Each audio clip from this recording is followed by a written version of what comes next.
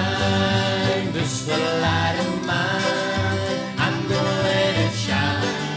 This little light of mine, I'm gonna let it shine, let it shine, let it shine, let it shine.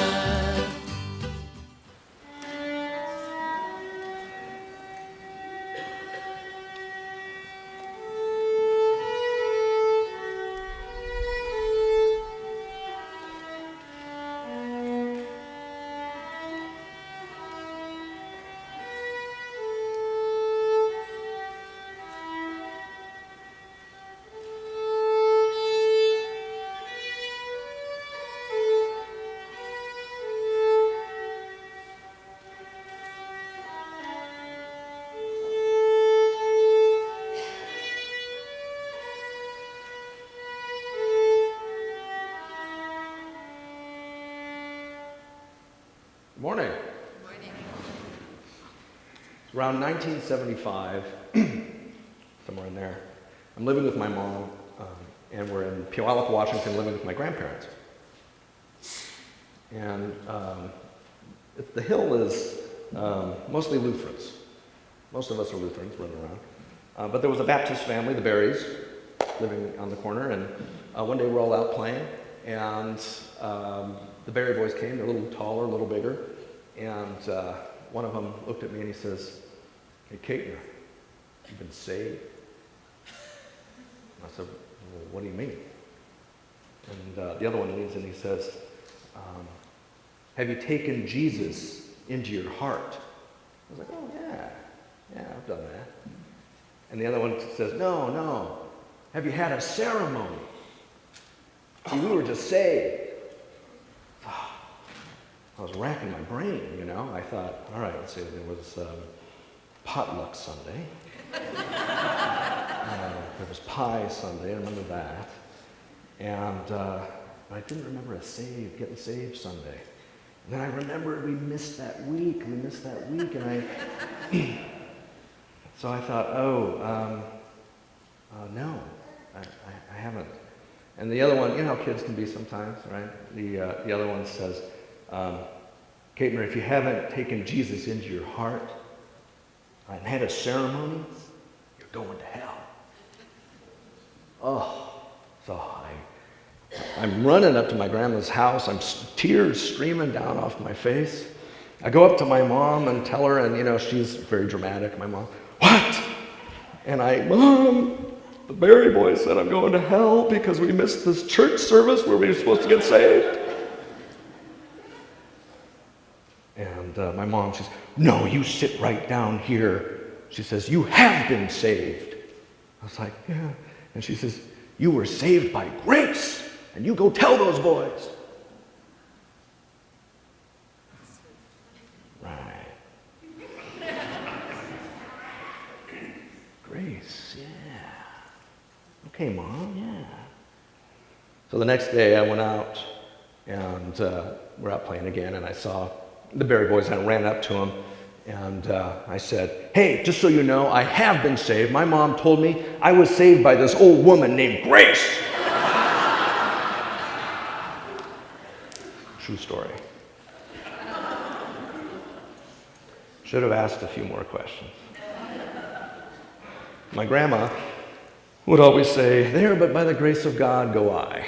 And I thought after my mom explained it to me, I thought I understood that phrase a little bit better, that Grace was the saint, you know, someone who was really close to God, and my grandma knew her. So I thought I was in. Today I'm going to try to accomplish two objectives. I'm going to try to speak to both Jesus' vulnerability on the cross and what it means for us, and tie it to the abundance of God's grace. Now, if I'm being honest, I've never, growing up, I've heard this gospel a lot. I've never liked it because it's sad, right? When Pastor Leah came and asked me to give the message, and I said, "Oh yeah, sure, okay." And then a couple of weeks later, they mail you the gospel, and I looked at it and I was like, "Oh, tough gospel." I mean, Jesus is hanging on the cross, being brutally executed. And there's criminals there that are taunting him, save yourself and us. And again, it ends a little on a higher note with one kind of defending him and then him saying, today you're going to be with me in paradise.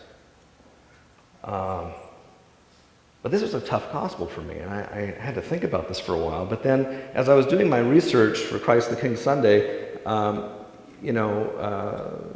couple ideas stood out to me, especially in light of what I do for a living. I coordinate the migrant education program for Salem-Keizer School District. We have the largest migrant program in the state. I coordinate the English for Speakers of Other Languages program, also the largest in the state. And I coordinate our refugee program. Last year, this time, we had 0. Today we have 70, and we could very well double that in a year from now. So these are some of our most vulnerable children and families. And I hear lots of stories every day. And one, a couple weeks ago, first of all, with refugees, just a couple weeks ago, before they come here, they could be living in an orange tent that's circular, and it's one of thousands in the desert. And these students, the education is there or not there to some degree, and these kids may have lived there for 7 years. In fact, the average, the typical, is for them to be there between 7 and 8 years. There's lots of interviews. It's a very difficult process to get here. And so when they finally get here, it's a very big culture shock. One story real quickly is that a couple weeks ago there was a kid, a teacher couldn't find her and went looking for her, found her in the bathroom, and she was sitting there with in the sink, running water, full of water. And it was just, she had been doing that for who knows how long. And so she, well, why are you doing that? Well, it turns out that she's never seen running water. So she couldn't just get over the fact that this was pouring all over her fingers. And our migrant students, a lot of our little guys, move from place to place, and they never really have a secure place and secure home. And they live with this fear every day. Some of them, not all of them, but some of them live with this fear of being taken away or having their parents taken away from them. So these are the innocent. These are the vulnerable. These are the powerless. These are the afraid. And when I thought about the gospel today, you see Jesus leaves behind all the strength and power of his status, as Paul writes in Philippians 2:7, emptying himself and taking the form of a servant in order to redeem those who are weak, vulnerable, and lost.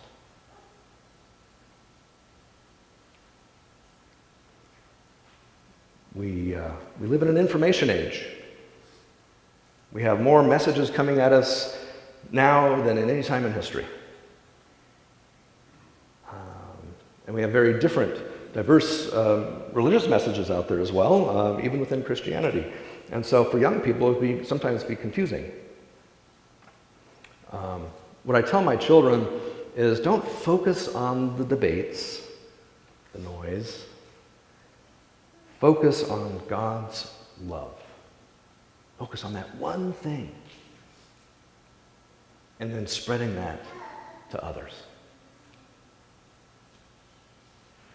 God is showing us love through this gospel. In Jesus, God's grace comes down the ladder to us.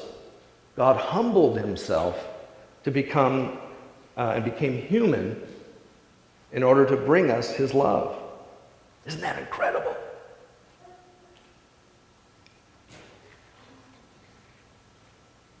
When you think about it, we're hardwired to love. We have this incredible ability to show empathy and compassion and care for one another.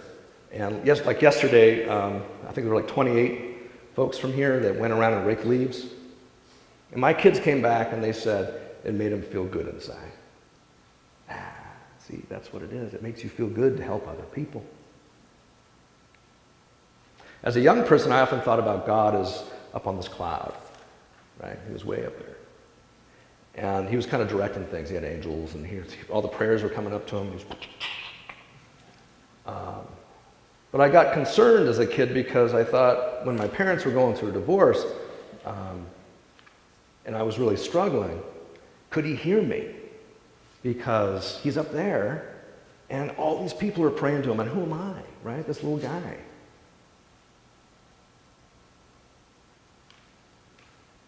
But what I've come to learn over the years, and what this, again, is reinforced through this gospel, is that God is very much with us right here today, right here in this church. He's here in the room through the Holy Spirit.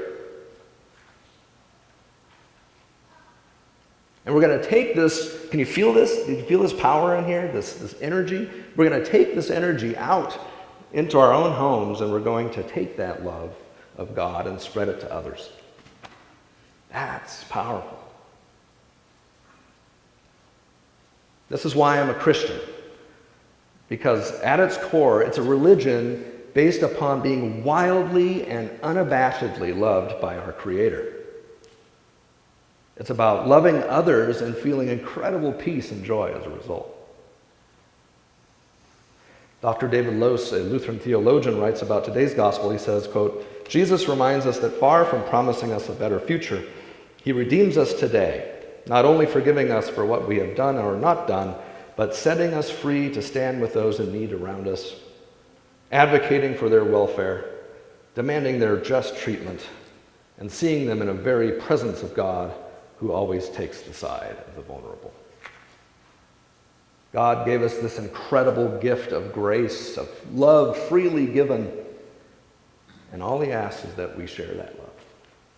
It might be in a kind word, a thoughtful note, a generous action, patience, empathy.